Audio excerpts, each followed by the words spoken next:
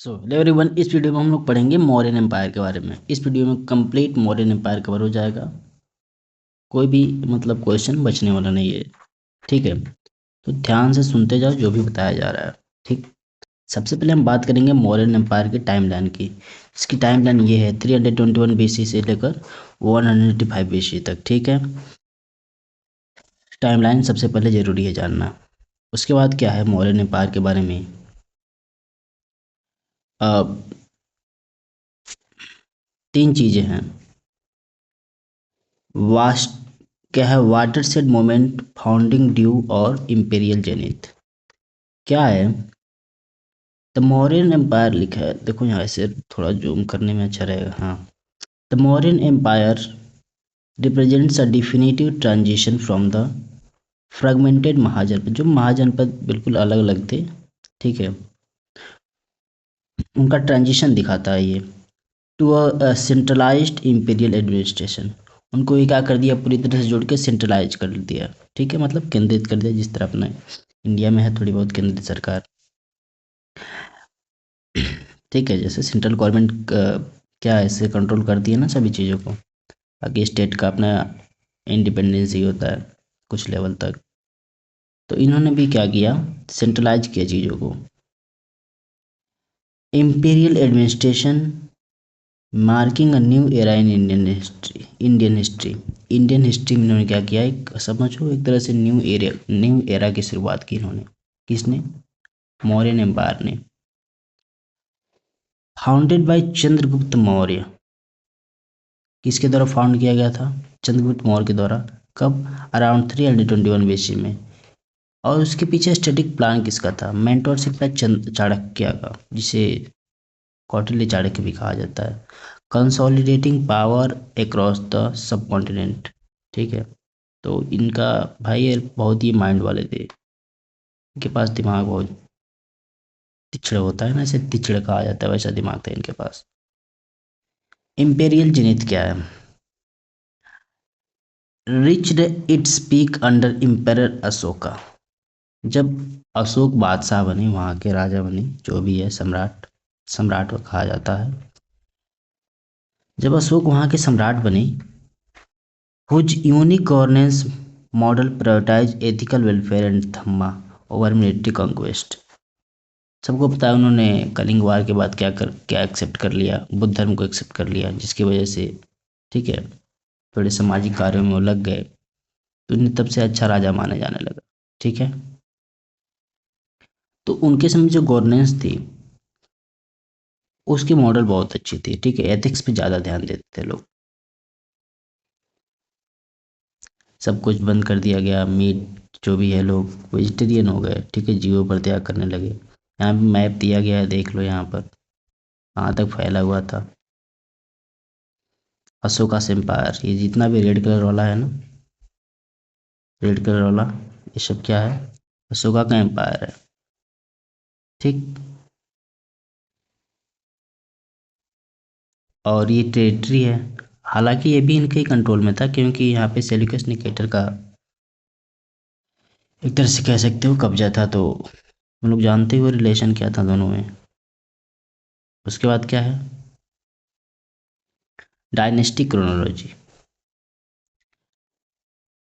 ये मौर्य एम्पायर का टाइमलाइन है। देखो, सबसे पहले कौन आए, चंद्रगुप्त मौर्य। कौन आए, चंद्रगुप्त मौर्य। उसके बाद कौन आए, बिंदुसार। उसके बाद कौन आए, अशोका द ग्रेट। उसके बाद कौन आए, मौर्य के बाद जो भी आया लेटर मौर्य आज, उसके बाद कौन आया, बृहद्रथ आया। ठीक है, तो चंद्रगुप्त मौर्य का टाइमलाइन क्या था, 321 से लेकर 297 BC। और बिंदुसार का टाइमलाइन क्या था, 297 से लेकर 273। और अशोका द ग्रेट का टाइमलाइन क्या था, 273 से लेकर 232। लेटर मौर्य जो आए, जिनकी पीरियड क्या रही, 232 से लेकर 185। बृहद्रथ का टाइम क्या था, 185। Wow, that's amazing. Okay, let's see next. तो चंद्रगुप्त मौर्य के समय कुछ फीचर है जो कंट्रीब्यूशन हमें जानना चाहिए। ओवर थ्रू द नंददास, इन्होंने किसको हटाया, नंददास को। विच चाणक्य की सहायता से, जिसे धनानंद भी कहा जाता है। डिफीटेड सेल्यूकस निकेटर, एक मिनट, और इन्होंने किसको डिफीट किया? सेल्यूकस निकेटर को, और उसकी बेटी से शादी भी कर लिया इन्होंने। ठीक है। बिंदुसार को क्या क्या क्या माना जाता है? इनको माना जाता है अमित्रोकैट्स, मतलब अजात शत्रु माना जाता है। इन्होंने क्या किया? नहीं पता अमित्रोकैट्स का मतलब? देखो यहाँ पे दिखाते हैं तुम लोग। आजा भाई, कहाँ गया? हाँ, आजा आजा। हाँ, Mitrochates, let's see what is the meaning of Mitrochates. Mitrochates, Amitrochates, अरे यार रुक जाओ। मीनिंग, मीनिंग इन हिंदी, ठीक है। अमित्रोचेट्स जो नाम दिया गया था प्राचीन ग्रीक लेखकों द्वारा मौर्य सम्राट बिंदुसार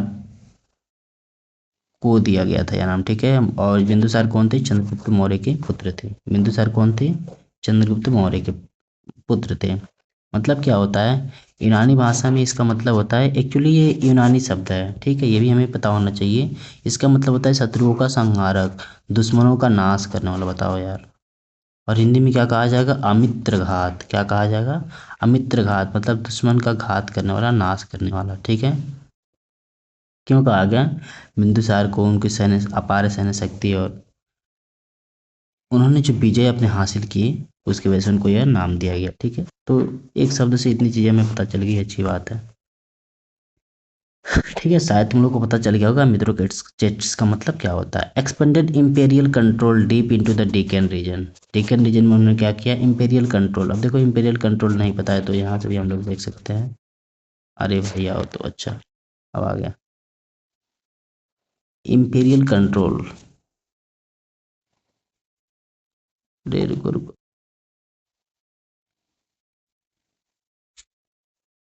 imperial control मतलब a defining yet ultimately exhausting goal for several North Indian empires, most probably notably। देखो मुगल एम्पायर के बारे में बता रही है।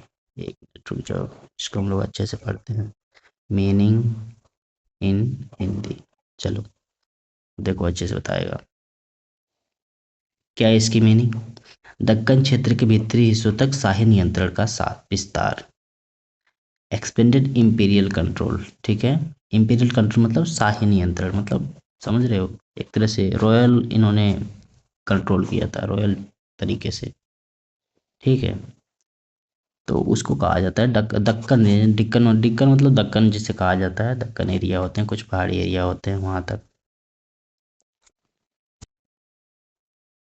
उसके बाद अशोका द ग्रेट की टाइमलाइन आती है, उसमें उन्होंने क्या किया? Transform the state after Kalinga. जब कलिंगा से लड़ाई हो गया तो उन्होंने स्टेट को क्या कर दिया? कुछ अलग रूप में ही ट्रांसफॉर्म कर दिया। क्या बनाया इन्होंने? शिलालेख बनवाए, स्तूप बनवाए, जो भी बनवाया इन्होंने, मतलब सब कुछ चेंज हो गया। Pioneer the ethical policy of Dhamma. सबसे पहले धम्मा को सबसे पहले किसने इंट्रोड्यूस किया था? इन्होंने ही, अशोका द ग्रेट ने, ठीक है। लेटर मौर्याज, मतलब मौर्याज में बाद में जो मौर्य आए उन्होंने क्या किया? उनको ऐसे पीरियड ऑफ डिक्लाइन चालू हो गया। Characterized by weak control authority. उनकी अथॉरिटी क्या थी? कमज़ोर थी। फाइनेंशियल स्ट्रेन हो गई। तो भाई कोई भी चीज़ टिकने की दो ही वजह होती है, या तो राजा मजबूत हो और फाइनेंशियली मजबूत हो, ठीक है। और दोनों जब धीरे धीरे वीक होगा तो फिर डिक्लाइन तो करेगा ही। So this is how they got declined. And the final ruler, the final ruler assassinated by Pushyamitra Shunga. जो फाइनल रूलर थे वो कौन थे? उनको असैसिनेट कर दिया गया। बताओ, धोखा दे दिया गया किसके द्वारा? पुष्यमित्र शुंग के द्वारा, leading to the Shunga dynasty. और आगे कौन सी डायनेस्टी बनी? शुंग डायनेस्टी बनी, ठीक है। और किसको उसने असैसिनेट किया? बृहद्रथ को, ठीक है।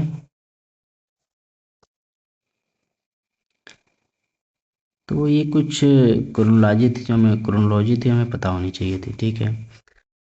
अब क्या पढ़ते हैं हम लोग? Preliminary sources of the Mauryan era और understanding of the Mauryan period is reconstructed from a rich tapestry of the literacy. एक मिनट एक minute. Our understanding of the Mauryan period is reconstructed, समझ रहे हो? रिकंस्ट्रक्टेड है किससे? From a rich tapestry of literary and archaeological evidence. कुछ evidence है जिनकी वजह से क्या है ये रिकंस्ट्रक्टेड है। Blending indigenous Indian text with foreign accounts in royal degrees. Blend करता है यानी मिक्स करता है, कुछ संबंध दिखाता है। इंडाइजेनस इंडियन टेक्स्ट, इंडाइजेनस इंडियन टेक्स्ट से क्या करता है, ब्लेंड करता है। विद विद फॉरेन अकाउंट्स, कुछ फॉरेन अकाउंट्स भी आते हैं, कुछ फॉरेन चीज़ें भी आती है उसमें, और रॉयल डिक्रीज भी आती है। ठीक है, ये तो खैर इंग्लिश चीज़ें थी जो हमें पता थी। इसको हम हिंदी में कर लेते हैं ताकि हिंदी वाले बच्चों को भी और अच्छे से समझ में आ जाए। देखो हर चीज़ का जानना ज़रूरी है, हम लोग हिंदी भाषी क्षेत्र में रहते हैं, तो हर चीज़ का अगर हिंदी इंग्लिश के साथ साथ हमें हिंदी बता रहे हैं तो अच्छी बात होगी। ठीक है, हाँ, तो इसको हम करते हैं meaning in Hindi, meaning in, चलो अब आएगा मीनिंग इन हिंदी। तो इसका मतलब क्या होता है, मौर्य काल के बारे में हमारी समझ साहित्यिक और पुरातात्विक साक्ष्यों के साक्ष्यों साक्ष्यों मतलब क्या होता है, सबूत होता है। ठीक है, कि समृद्ध मिश्रण से पुनर्निर्मित की गई है, मतलब जितने भी एविडेंस मिले उनसे दोबारा इसको बनाया गया है, मतलब जितने जितने सबूत मिले हैं उसके हिसाब से अनुमान लगाया कि मौर्य साम्राज्य ऐसा होगा। ठीक है, जिसमें स्वदेशी भारतीय ग्रंथों को विदेशी ब्यूरो और शाही आदेशों के साथ मिलाया गया है। कुछ विदेशी भी आए थे उनके समय, तो कुछ उनसे भी लिया गया है नॉलेज कि मौर्य एम्पायर कैसा था, और तब जाकर क्या बनाया गया पूरे मौर्य एम्पायर के बारे में जो भी चीज़ें हैं वो लिखी गई हैं। ठीक है, समझ गए। तो ये चीज़ें थी जो हमें पता होनी चाहिए थी। उसके बाद हम कुछ कैटेगरी की बात करते हैं। पहला है लिटरेरी, दूसरा है लिटरेरी, तीसरा है रिलीजियस टेक्स्ट, चौथा है एपिग्राफिक। जहाँ से हम क्या किए हैं, इन सब चीज़ों को उठाए हैं। ठीक, अब लिटरेरी में सबसे पहले आता है इंडियन लिटरेरी, अर्थशास्त्र एक बुक है, उसके बाद कौन सा बुक है, मुद्राक्ष। इन दोनों से हमें क्या पता चलता है, सॉरी यार ये क्या हो रहा था, हाँ इन दोनों बुक से हमें क्या पता चलता है, डिटेल इंसाइट्स इनटू एडमिनिस्ट्रेशन, प्रशासन के बारे में पूरी तरह से पता चलता है, डिप्लोमेसी के बारे में पता चलता है। देखो डिप्लोमेसी आ गई यहाँ पर, वहाँ उस समय भी लोग डिप्लोमेसी का काम करते थे और ये जरूरी भी है, जो राजदूत होते हैं। ठीक है, वही तो सब बैलेंस करके रखते हैं, कहाँ तक जाएगा राजा बात करेगा। And the political rise of Chandragupta Maurya.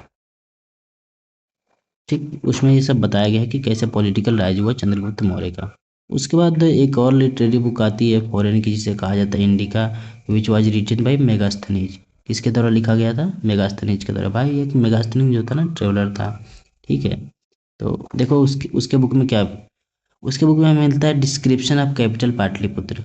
उसमें जो कैपिटल थी मौर्य एम्पायर की, पाटलिपुत्र, उसके बारे में कुछ डिस्क्रिप्शन मिलता है वहाँ पर। जाहिर से कुछ चीज़ें लिखी गई होंगी, जिससे कुछ अपने लिखने वालों ने चीज़ों को एक्सट्रैक्ट किया है। उसमें क्या बताया गया था, 7 कास्ट सोशल सिस्टम। उसमें क्या था, 7 कास्ट सोशल सिस्टम था, एंड मिलिट्री ऑर्गेनाइजेशन था, और क्या था, मिलिट्री जो थी ऑर्गेनाइज थी। ठीक है, किसने बताया था ये, Megasthenes.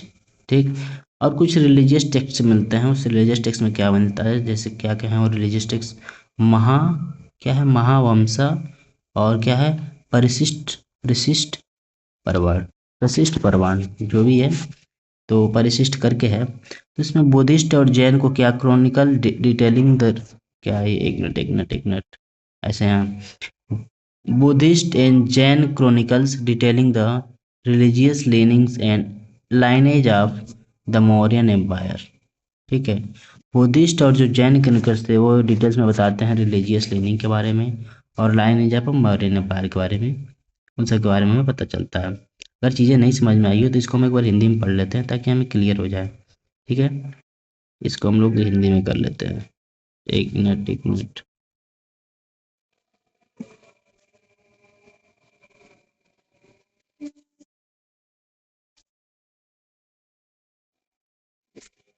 Translate, translate in Hindi. ठीक है, बौद्ध और जैन इतिहास ग्रंथ मौर्य सम्राटों के धार्मिक झुकाव और वंशों का विस्तृत वर्णन कर। ठीक है, तो बात यह है कि अगर हम बौद्ध और जैन जैन के इतिहास की किताबों को पढ़ें तो इसमें पता चलता है कि जो मौर्य एम्पायर थी उनका मतलब धर्म के प्रति कितना झुकाव था। ठीक है, उसके बारे में हमको पता चलता है। उसके बाद क्या है, एपिग्राफिक। उसके बाद क्या है, एपिग्राफिक। एपिग्राफिक मतलब क्या है, वो उसका एक बुक है अशोकन एडिक्ट्स। कौन सा बुक है? अशोकन एडिक्ट्स। उससे हमें क्या पता चलता है? उससे हमें पता चलता है direct primary evidence of royal decrees. Royal decrees क्या होता है जी? Ethical codes. एथिकल कोड मतलब होता है धम्मा। धम्मा क्या होता है सबको पता है, एक पाथ होता है, ठीक है, एक धर्म नहीं बताया गया था, इसे एक पाथ बताया गया था। And the empire's territorial extent.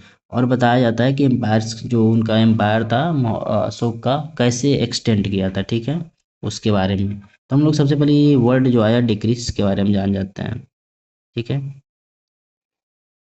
Direct royal empire of decrees. एक मिनट, ट्रांसलेट इन हिंदी, ठीक है। शाही फरमानों के प्रत्यक्ष प्राथमिक प्रमाण। रॉयल डिक्रीज का मतलब होता है फरमान, ठीक है। तो इसका मतलब ये हो गया, जितने भी शाही फरमान थे उसके प्रति क्या था, सबूत मिला है, ठीक है। याद रखना इन सब चीज़ों को। उसके बाद है Chandragupta Maurya, architect of empire. Architect कौन होता है? जो भाई ये एक तरह से डायरेक्शन देता है कि कैसे चीज़ें काम करेंगी, ठीक है। तो कौन होता है? आर्किटेक्ट होता है। जैसे वो एक तरह से ऐसे कह सकते हैं ना, स्ट्रक्चर बना कर देता है। तो वही स्ट्रक्चर बनाने वाला कौन थे? स्ट्रक्चर बनाने वाले कौन थे? चंद्रगुप्त मौर्य थे, ठीक है। Chandragupta मौर्य's ascent was a master class in strategic warfare, समझ रहे हो, with the guidance of Chanakya. और ये स्ट्रेटेजिक वारफेयर जो मास्टर क्लास थी, किसकी वजह से ये पॉसिबल था? Only only with the help of Chanakya. He overthrew the Nanda dynasty. उन्होंने क्या किया? नंद डायनेस्टी को ढकेल दिया, धक्का दे दिया, मतलब गिरा दिया पूरी तरह से। And established his capital eight Pataliputra. अपनी कैपिटल कैपिटल कहाँ बनाया? पाटलिपुत्र में। फोकस क्या था? Consolidation of north India and the end of fragmented rule. और जो भी रूल विभाजित था अलग अलग चीज़ों में, उसको सेंट्रलाइज करना भी इनका काम था, ठीक है। इनकी जियो पॉलिटिक्स कैसी थी? इन 305 BC he repeated Seleucus first Nicator, securing Afghanistan and Balochistan. और उसको हटाकर उन्होंने किसको किन जगहों पर कब्जा कर लिया? अफगानिस्तान और बलूचिस्तान पर। This era saw the first Greek ambassador like Megasthenes. और उस समय एक ग्रीक एम्बेसडर आया जिसका नाम था क्या? मेगास्थनीज। कहाँ आया हुआ? At Indian court. लेगेसी की बात करें तो इस्टेब्लिश्ड किया इन्होंने India first major international diplomatic ties. अगर बात आए which one of the following emperor क्या किया? Established India's first major international diplomatic ties, you will have to response the he was the only one, Chandragupta Maurya. if if the question comes from ancient history in that context। Spiritual and की बात क्या करें हम, देखो, spiritual मतलब पता है, मतलब एक तरह आत्मीय चीजें होती हैं, उनके बारे में हम लोग पढ़ रहे हैं। Tradition holds that he abdicated the throne to embrace Jainism. Tradition holds मतलब उस समय की जो परंपराएं हैं वो बताती हैं कि उन्होंने क्या किया, जैनिज्म को गले लगाने के लिए अपने राजपाट को छोड़ दिया। और वो कहाँ, साउथ, कहाँ ट्रेवल करने चले गए? साउथ चले गए। साउथ में कहाँ? श्रीवंग बेला के पास। क्या लिखा है ये? श्रवण बेलागोला, जो भी हो, वहाँ चले गए। जहाँ उन्होंने क्या परफॉर्म किया? शाली खाना। मतलब क्या होता है? एक रिचुअल होता है जिसका मतलब होता है डेथ तक क्या करना? फास्टिंग करना, ठीक है। देख रहे हो कितनी बड़ी ये चीज़ है। तुमको पता है ना वो क्यों गए थे? ताकि कोई आया था कि कहा दिया था उनसे कि आपके राज्य में कुछ ऐसी चीज़ें हैं जो अब सही नहीं चलेंगी, और ये सब इसलिए होगा क्योंकि आपने राज्य को हासिल करने में जो भी खून खराबा किया है उसका प्रकोप रहेगा। तो उन्होंने क्या किया, अपने बेटे को राजपाट दिलवाया और वहाँ से कुछ लोगों के साथ निकल गए, ठीक है। This is how it worked. अब इसका महत्व क्या था? रिफ्लेक्ट करता है deep influence of Jainism on on early Mauryan royalty. उसमें जो अर्ली मौर्यन रॉयल्टी थी उस पर उसने किसका इम्पेक्ट पड़ा? जैनिज्म का, ठीक है। अब सब जानेंगे ना, आखिर गए तो जैनिज्म को एक्सेप्ट करके गए तो सबके बाद सबको जैन के बारे में पता चलेगा, ठीक है, जैन धर्म के बारे में। अब हम लोग क्या पढ़ते हैं? द मौर्यन एडमिनिस्ट्रेटिव मशीन के बारे में, ठीक है। कैसे काम करता था जो एडमिनिस्ट्रेशन था, जो प्रशासनिक सेवा था, कैसे काम करता था? सबसे पहले क्या थी, सेंट्रल अथॉरिटी, उसके बाद क्या था, प्रोविंशियल गवर्नेंस, उसके बाद क्या था, इंटेलिजेंस एंड स्पाइज, स्पाई जानते ही हो। The king was supreme head of the executive.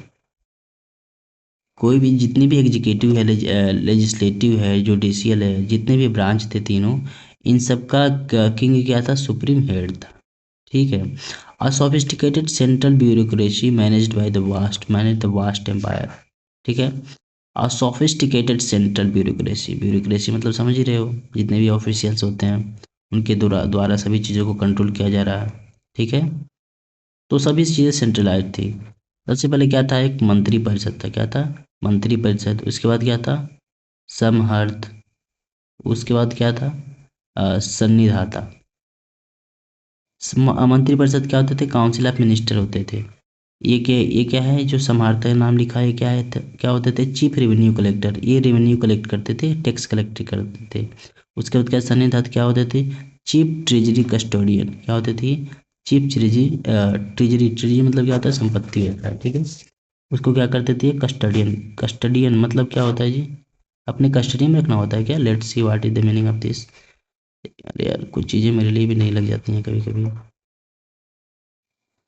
Custodian, translate. हाँ, वही होता है संरक्षक। तो ये क्या करते थे, जितने भी आमदनी आती थी उसको संरक्षण देते थे, कौन, सन्निधाता। अब देख लेना, सन्निधाता या होता है, सन्निधात होता है, whatever। हमें बस पता चल रहा है ना कि चीज़ें ऐसे काम करती थी। प्रोविंशियल गवर्नेंस की बात करें, देखो, the empire was divided into 4 major province. Province मतलब एक तरह से कह सकते हो स्टेट होता है। ठीक है। और ईच गवर्नड बाय ए रॉयल प्रिंस। और उसमें हर जगह एक क्या होते थे, रॉयल प्रिंस होते थे। समझ रहे हो, अच्छी बात है यार। तभी तो ध्यान से देखेंगे, नहीं तो फिर गद्दारी हो जाएगी। उत्तर पार्ट में क्या था, तक्षशिला। क्या था, अवंती राष्ट्र में उज्जैन। और दक्षिण पटाके कौन थे, कौन सा जगह था, सुवर्णगिरी। ठीक है, वही नाम लिखा है, सुवर्णगिरी। उसके बाद कलिंग के लिए तोसाली। ठीक है।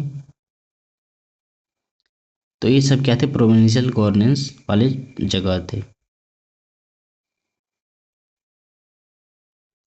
तो देख रहे हो, सबसे पहले मैंने नोटिस किया कि जो एम्परर था उन्होंने क्या किया था, डिवाइड किया था 4 मेजर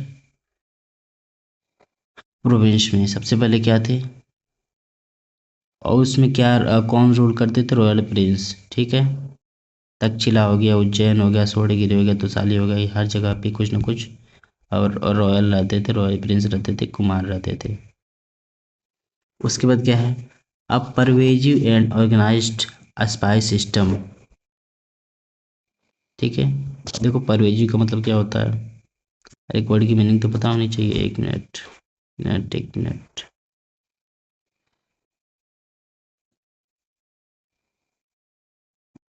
परवेजिव, परवेजिव की मीनिंग क्या होती है भाई,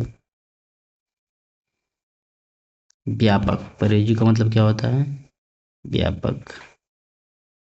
ठीक है, ठीक है, हो गया। व्यापक मतलब ऐसी चीज़ होती है जो क्या हो, बहुत स्प्रेड हो, वाइड हो। ठीक है। A pervasive and organized spy system ensure central control internal security. Internal security को इंश्योर कौन करता था, और सेंट्रल कंट्रोल को, ये जो परवेजिव ऑर्गेनाइज्ड स्पाई सिस्टम था। स्पाई मतलब जानते हो यार, जासूस होते हैं जो जासूसी करते रहते हैं। उसके बाद क्या है ये, गुद्ध पुरुषास, सीक्रेट एजेंट।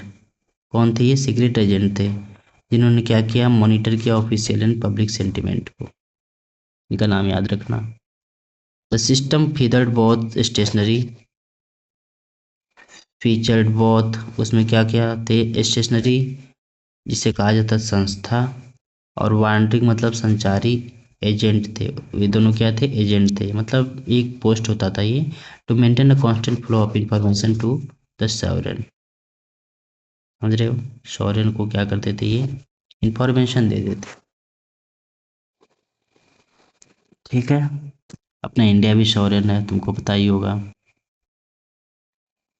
टेम्बल जब पढ़े होगे तो।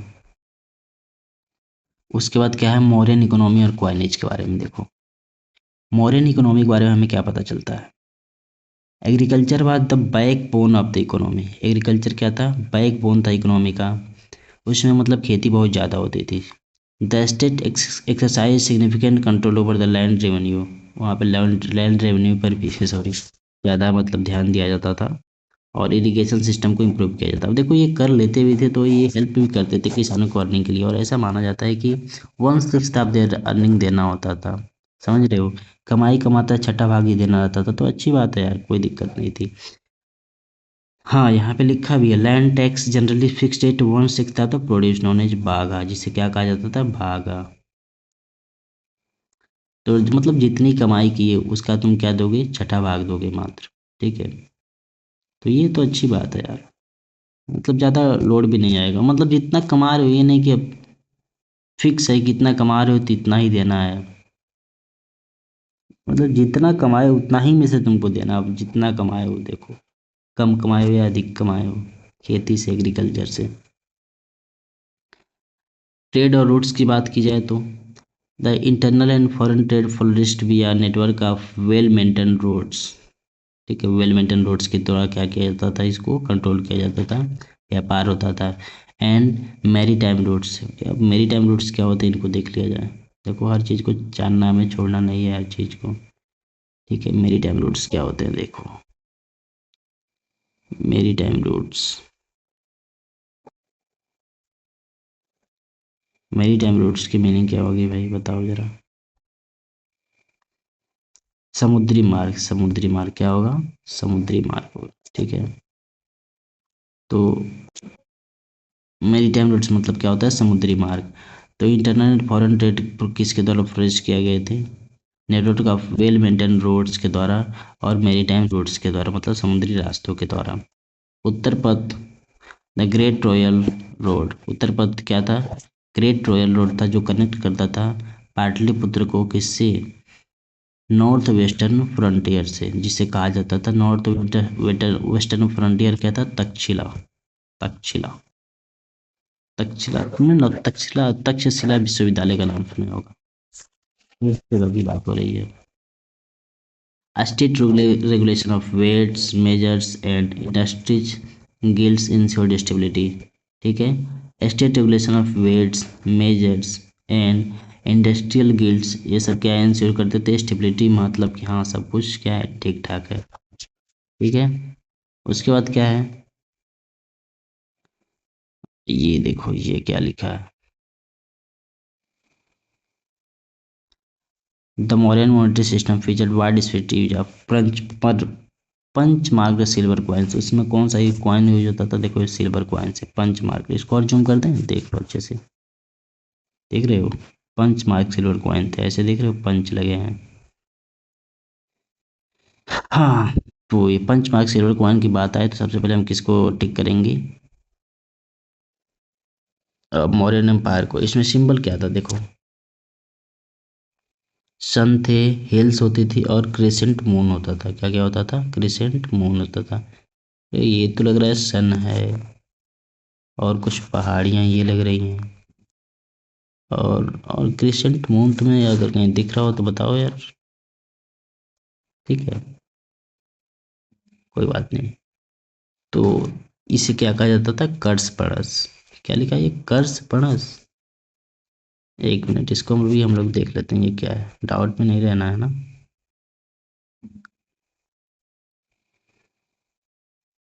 एक मिनट यार। हाँ, कर्स पड़स ट्रांसलेट करते हैं हम लोग, देखते हैं क्या आता है। क्या हुआ भाई, क्या हुआ? An ancient coins primarily made of silver. अच्छा, इसका मतलब ये ही होता है।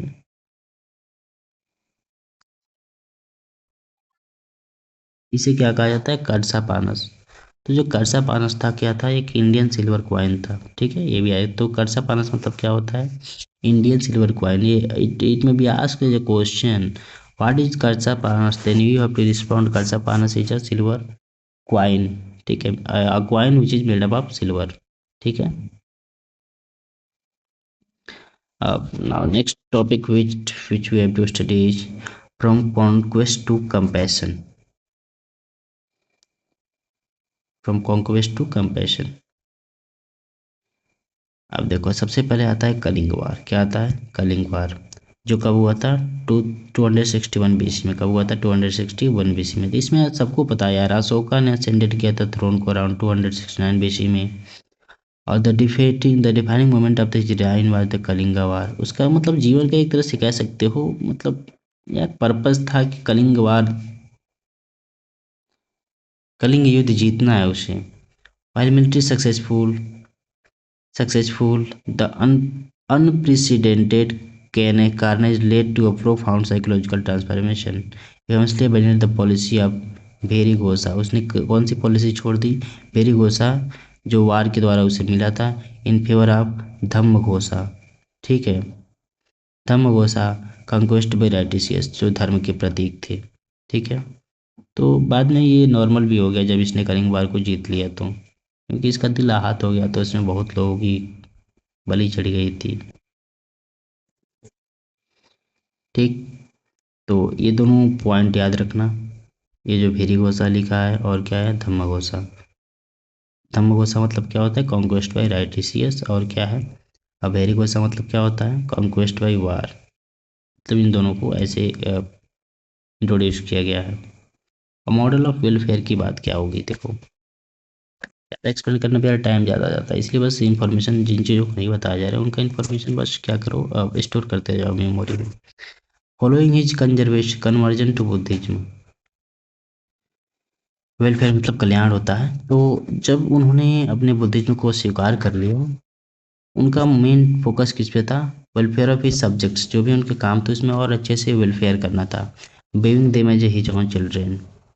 ठीक है, बिविंग देम मतलब देखना होता है, और उन लोगों को अपनी एक तरह से कह सकते हो, जिस तरह एक पिता अपने बच्चे की ध्यान रखता है वैसे ही ध्यान रखना उसने चालू कर दिया लोगों का। तो उसने क्या इनिशिएट किया? Extensive public work. एक्सटेंसिव मतलब बहुत ज़्यादा पब्लिक वर्क उसने इनिशिएट किया, शुरुआत किया। उसमें सबसे पहला क्या आता है? सबसे पहला क्या आता है? Construction of hospital for humans in. देख रहे हो कितना दयालु था। इसने चालू किया कंस्ट्रक्शन ऑफ हॉस्पिटल, किसके लिए? ह्यूमंस के लिए और एनिमल्स के लिए। तो ये यार अच्छी बात है इनकी कि इन्होंने क्या चालू किया था? कंस्ट्रक्शन किया था हॉस्पिटल। और किसके लिए बनवाया था? ह्यूमन और एनिमल्स के लिए। आजकल के गवर्नमेंट के बारे में तो जानते ही हो। पुराने समय में जब लोग इतने ज़्यादा डेवलप थे अपनी सीमित साधनों के द्वारा, या फिर जो भी वो लिमिटेड रिसोर्स थी उनके द्वारा, तो आजकल तो हो जाना चाहिए गवर्नमेंट को, फिर भी तुम लोग देख ही रहे हो कुछ ही जगह ऐसी चीज़ें हो पाई हैं। Planting of said trees along highways, जहाँ भी हाईवे जा रहा है वहाँ पर क्या करना? छायादार पौधों को लगाना। ये भी एक अच्छी खासियत है इसकी। डिगिंग ऑफ वेल्स, कुओं की खुदाई करना। एंड बिल्डिंग रेस्ट हाउस, और इन बनाने से सराय कहा जाता है जहाँ पे लोग रहते हैं, थोड़ी देर के लिए क्या करते हैं? आराम करते हैं। तो यार ये इसकी क्वालिटी थी। किनकी क्वालिटी थी? अशोक। हाँ, अब हम बात करते हैं अशोका के धम्मा के बारे में, जो एक एथिकल कोड था। सबसे पहले नेचर ऑफ धम्मा क्या था? देखो, आखिर धम्मा होता क्या था? Ashoka's Dhamma was not a formal religion. देख रहे हो, ये एक रिलीजन नहीं था। Or a Buddhist sect, or a new Buddhist sect, या फिर कोई बुद्धिस्ट सेक्ट नहीं था कि हाँ इसको ऐसे मतलब कोई एक कैटेगरी फॉलो करेगी। Rather it was a comprehensive ethical code, ये सबके लिए था। कम्प्रिहेंसिव एथिकल कोड था design to foster social harmony. Social harmony को बैलेंस करना था। किसमें बैलेंस करना था? डाइवर्स एम्पायर में, इतने बड़े राज्य में क्या करना था उसको? फोस्टर करना था। ठीक है, foster, what is it foster? Let's see what is the meaning of this. Poster तो करना था, लेकिन एक बार फास्टर है या पोस्टर है? ट्रांसलेट। पोस्टर मतलब पोषक। एक मिनट।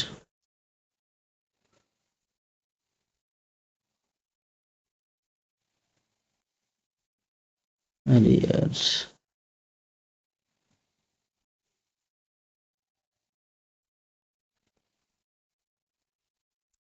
ठीक है, ऐसे आ जाओ। हाँ, यूनिवर्सल वैल्यूज के बारे में देख लो। इट एम्फेसाइज्ड मतलब जोर दिया किस पे, नॉन वायलेंस पे। किस पे जोर दिया इन्होंने, तब से जब से एक बार बुद्ध धर्म को इन्होंने स्वीकार कर लिया, इन्होंने फोकस किया किस पे, नॉन वायलेंस पे, अहिंसा पे, म्यूचुअल रिस्पेक्ट, सबके प्रति क्या करना, रिस्पेक्ट रखना, and the fulfilment of social obligations. ठीक है, सामाजिक चीज़ें जो भी हैं उनका क्या करना, पूर्ति करना। अब कोर प्रिंसिपल क्या थे, पहला था सोशल एथिक्स, नैतिकता। आई थिंक एथिक्स का मतलब यही होता है नैतिकता, हमारे अंदर कैसा व्यवहार है दूसरी चीज़ों के प्रति। ठीक है, समय के साथ हम लोग कैसा ट्रीट करते हैं चीज़ों के साथ, ये सब एथिक्स। तो deep respect for parents, social ethics में क्या था, अपने पेरेंट्स का रिस्पेक्ट करना है, एल्डर्स का रिस्पेक्ट करना है, टीचर्स का रिस्पेक्ट करना है, और प्रॉपर ट्रीटमेंट ऑफ सर्वेंट, जो भी नौकर हैं उनको क्या करना है, अच्छे से सेवा करना, मतलब उनके साथ अच्छा व्यवहार करना है, सेवा नहीं करना, उनका काम ही सेवा होता है सर्वेंट्स का। ठीक है, अब रिलीजियस टॉलरेंस की बात क्या आ गई, देखो, इनकरेजमेंट ऑफ म्यूचुअल रिस्पेक्ट, क्या करना था, इनकरेज करना था म्यूचुअल रिस्पेक्ट के लिए बिटवीन ऑल रिलीजियस डिनोमिनेशन, मतलब हिंदू, मतलब कोई भी धर्म हो, शायद पता नहीं उसमें मुस्लिम थे या नहीं, तो मतलब जिस भी धर्म के, बुद्धिज्म हो, जैनिज्म हो, जो भी हो, उन सभी धर्मों के प्रति, ब्राह्मण्स हो, उन सब के प्रति क्या करना, आपस में म्यूचुअल रिस्पेक्ट नहीं करना। देखो, इसने ये नहीं कहा कि इस धर्म को अपनाइए, ठीक है, इसने ये कहा कि सभी धर्मों के प्रति क्या होना चाहिए, म्यूचुअल रिस्पेक्ट होना चाहिए भाई। कुछ लोग सोचते होंगे इसने जबरदस्ती बुद्ध धर्म स्वीकार करवाया, खैर इसने और रास्ता दिखाया लोगों को। अहिंसा, प्रोहिबिशन ऑफ एनिमल सेक्रीफाइस, इसने क्या कहा, अहिंसा को बंद करो, जो जानवरों की बलि दी जाती है उसको बंद करो यार, ये सब गलत चीज़ें हैं। And kindness to all living beings, और क्या करना है, जीवों पर दया करना है। ठीक है, तो ये कुछ यार बहुत ज़्यादा अच्छी बातें हो गई। आजकल तो मोदी गवर्नमेंट कहती है कि गौ हत्या नहीं करो, खैर ये भी अच्छी बात है, होना नहीं चाहिए गौ हत्या। To ensure the propagation of these values, ठीक, इन वैल्यूज के जो प्रोपगेशन हो रहे थे, जो आगे बढ़ रहे थे, इनको क्या करना, इंश्योर करना, मतलब अच्छे से स्थापित करने के लिए अशोका ने क्या स्टेब्लिश किया, एडमिनिस्ट्रेटिव मशीनरी, जो इसका क्या रखेगी, ध्यान रखेगी काम कैसे हो रहा है। उसमें सबसे पहला क्या आता था, धम्म महात्मा, क्या आते थे, धम्म महात्मा। ये क्या होते थे, स्पेशल ऑफिसर होते थे, जिनको अपॉइंट किया गया था स्प्रिट करने के लिए और इम्प्लीमेंट करने के लिए धम्मा को अक्रॉस द एम्पायर, पूरे एम्पायर में धम्मा को क्या करने के लिए, एस्टेब्लिश करने के लिए इनको क्या किया जाता था, अपॉइंट किया जाता था। ठीक है, क्या लिखा है, धम्मा महात्मास, महात्मास, जो भी हो, इनका यही काम होता था। These officers monitor the welfare of the people, वे जितने भी पीपल थे, जनता थे, उनके क्या करते थे, वेलफेयर का ध्यान देते थे, और इंश्योर करते कि जो एथिकल कोड है वो सबके द्वारा क्या किया जाए, फॉलो किया जाए भाई, ऑल सेक्ट, जितने भी सेक्ट के लोग हैं और क्लास के लोग हैं। ठीक है, मतलब सबको ये पालन करना था, कोई छोड़ नहीं सकता था इन चीज़ों को।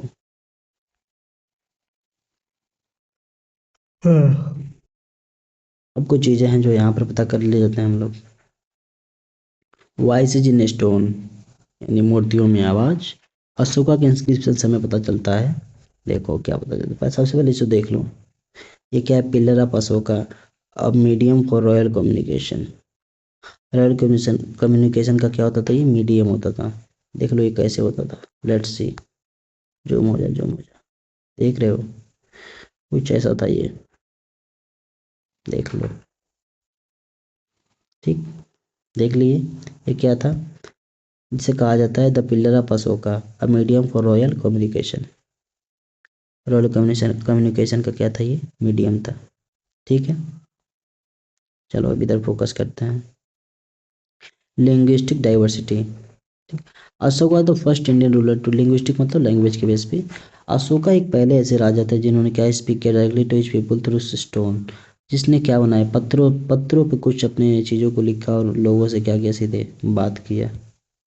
ठीक, अरे एक मिनट, हाँ ठीक है। Ashoka was the first Indian ruler to speak directly to his people through a stone. Stone से इन्होंने बात किया, मतलब ये नहीं कि पत्थर फेंक के बात की, इन्होंने पत्थरों पे कुछ चीज़ों को लिखवाया और उन्हीं चीज़ों की वजह से उन्होंने क्या किया, कहा जाता है कि उनका संदेश था, और संदेश एक तरह से बात करना ही होता है। Edict were tailor to local population. Edicts जितनी भी चीज़ें लिखी गई थी टेलर टू लोकल पॉपुलेशन, मतलब जैसे अगर कोई जिस भाषा को समझता है उस भाषा में लिख दिया गया था ताकि लोग समझे चीज़ों को जो ये कहना चाह रहे हैं। ठीक है। प्राकृतिक क्या होता है? प्राकृत मतलब होता है रिटन इन ब्राह्मी स्क्रिप्ट। किस लिपि में लिखा गया था? ब्राह्मी स्क्रिप्ट में। Across most of the empire, सबसे ज़्यादा जितना एम्पायर था उसमें सबसे ज़्यादा कौन सा स्क्रिप्ट यूज किया गया था? प्राकृतिक क्या कहा जाता है इसे? प्राकृत लिपि। ठीक है। और तुम लोग जानते हो अफगानिस्तान और बलूचिस्तान के साथ कुछ सेल्यूकस निकेटर का राज्य था, तो ग्रीक और एरेमिक वर्ड उधर चीज़ों को उधर यूज किया गया। ठीक है। उधर उस तरह के संदेश भिजवाया गया जो कि used in the north western frontiers. किधर यूज किया गया था इसको? नॉर्थ वेस्टर्न फ्रंटियर के साइड। ठीक है। अब क्या है? Decipherment. Brahmi was deciphered by James Prinsep in 1837। इसके द्वारा? जेम्स प्रिंसेप के द्वारा। अब देखो डिसिफरमेंट का मतलब क्या होता है, इसको हम लोग एक बार देख लेते हैं।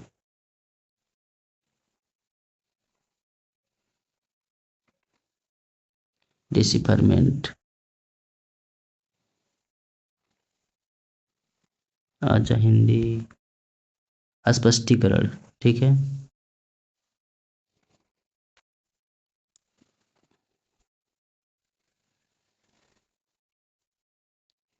कहते हैं हम। Based on the historical context of Ashoka inscription is the complex and incorrect information recipient Brahmi deciphered by. स्पष्टीकरण किसके द्वारा किया गया था? जेम्स प्रिंसेप का। किसके द्वारा किया गया था? जेम्स प्रिंसेप द्वारा इन 1837। ठीक है ना, ये हमें देखना था, बाकी कुछ नहीं देखना है यार। इधर देखो, अब यूपीएससी के रिगार्डिंग हमें क्या पढ़ना है? Key edicts for UPSC. Major rock edicts 12, तो नहीं 13। The most famous edict details the Kalinga war. Total कितने थे? 13 थे। उसमें तो जो सबसे फेमस था, एक क्या होता है, रॉक एडिक्ट 13, जिसमें कलिंग वार के बारे में डिटेल था। ठीक है।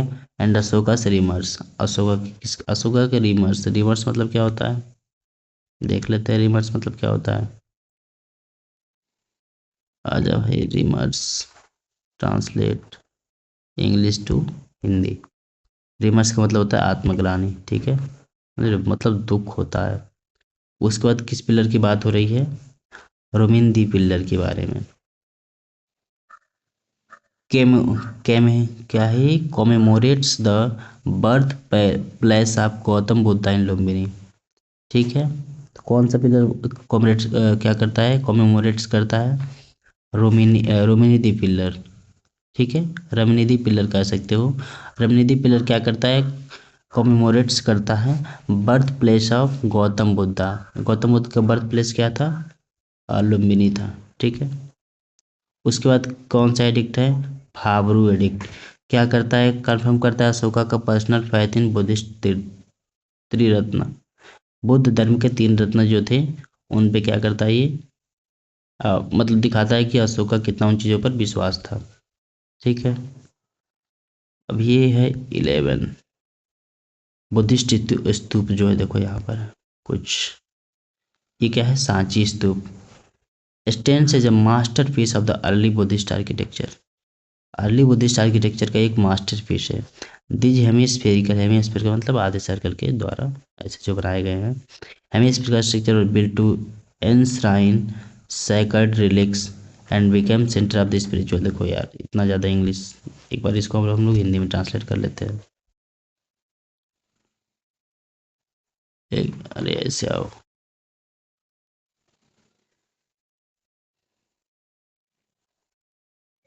Translate in Hindi. ठीक है। पवित्र अवशेषों को सजाने के लिए निर्मित ये अर्धगोलाकार संरचनाएं आध्यात्मिक भक्ति का केंद्र बन गई। क्या बन गई? Became centres. देखो यहाँ पे क्या लिखा है? Became centres of spiritual. क्या बन गई? Became centres of spiritual devotion. Devotion मतलब क्या होता है? भक्ति होता है। ठीक है। एंश्राइन मतलब क्या होता है? एंश्राइन मतलब क्या होता है?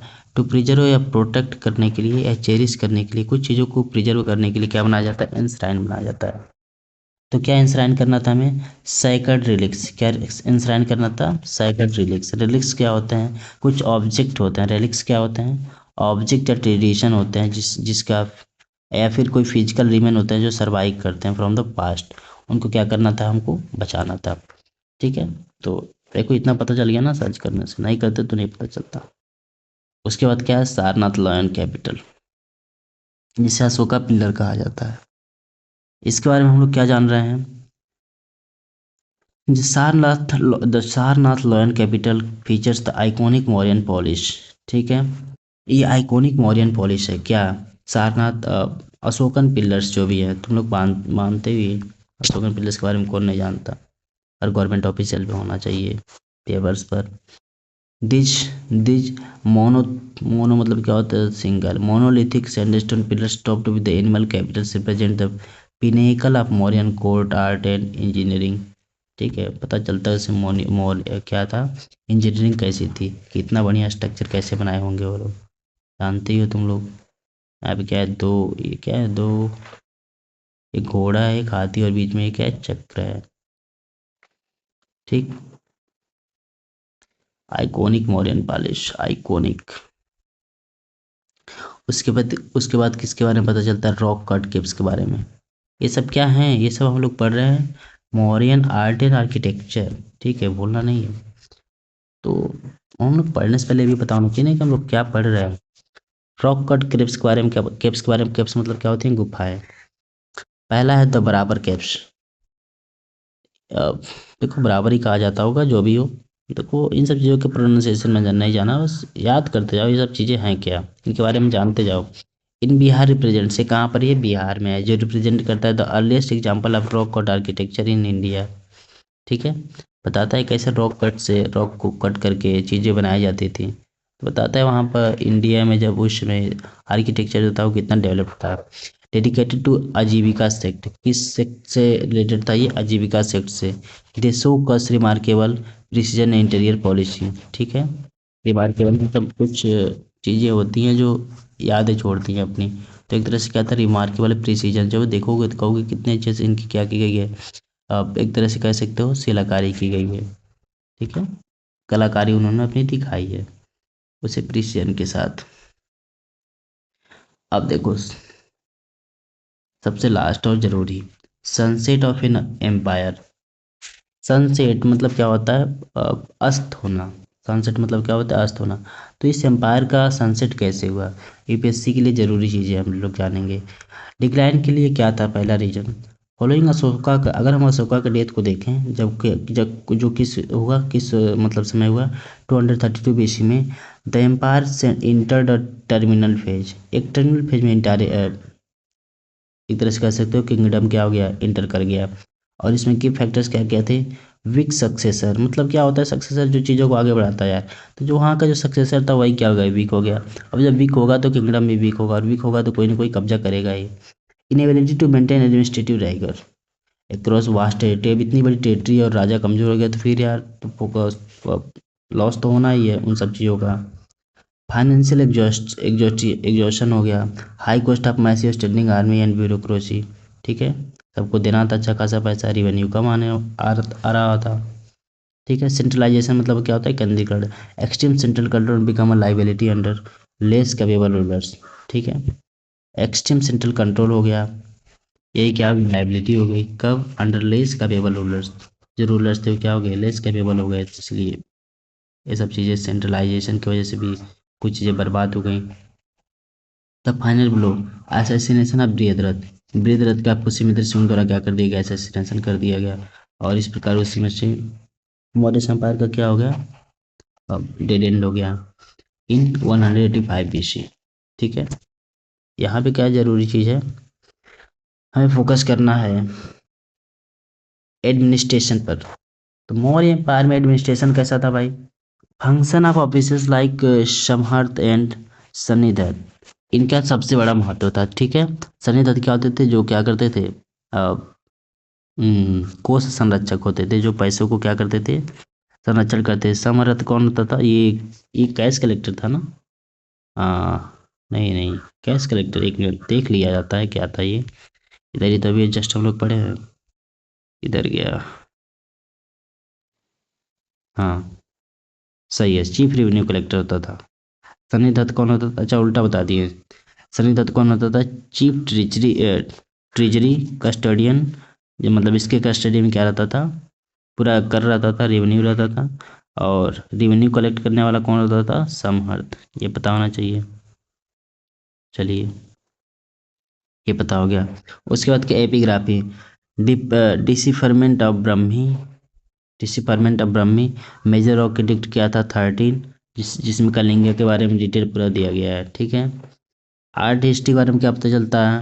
अशोका के जो पिलर थे, सारनाथ लॉ एंड कैपिटल और स्तूप आर्किटेक्चर, ये सब क्या बताते हैं कि अशोका के समय आर्ट हिस्ट्री कैसी थी, उसमें आर्किटेक्चर इंजीनियरिंग कितनी डेवलप थी, ठीक है। सोर्सेज क्या क्या है?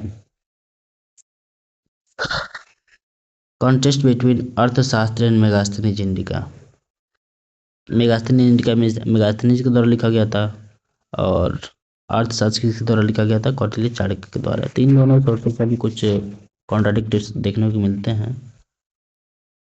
तो ये था अपना कुछ मौर्यन एम्पायर के बारे में जो हमें पता होना चाहिए। बाकी यार तुम्हें कुछ लगा हो वीडियो के बारे में, कुछ सुझाव देना हो तो कमेंट में बता सकते हो, उसको और इम्प्रूव किया जाएगा धीरे धीरे। तो अभी तो ये शुरुआत है, आगे अभी देखते जाओ। ठीक है, एक तरह से ये रिवॉल्यूशन है। वीडियो देखने के लिए बहुत बहुत धन्यवाद।